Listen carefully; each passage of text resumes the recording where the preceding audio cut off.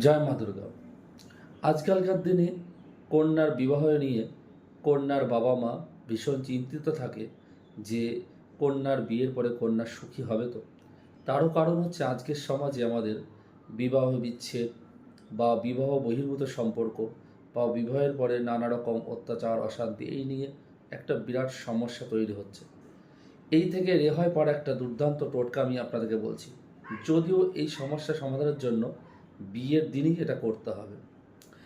যদি কন্যার বিবাহ হয়, বিবাহের পরে কন্যা যখন বিদায় নিচ্ছে বাবার বাড়ি থেকে, সেই অবস্থায় 1 ঘটি জল ভরতে হবে কন্যার বাবাকে অথবা মাকে। সেই জলের মধ্যে একটা শিকে কয়েন নিতে হবে।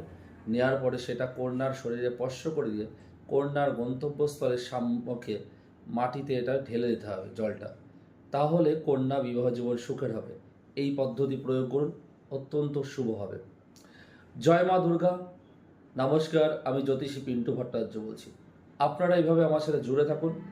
আপনাদেরকে আমি প্রত্যেক দিন নিত্য নতুন নতুন নতুন কিছু টোটকা, জ্যোতিষ শিক্ষা ভিডিও, শাস্ত্রসম্মত জ্ঞান প্রদান করার চেষ্টা করব। জয় মা দুর্গা, জয় মা দুর্গা।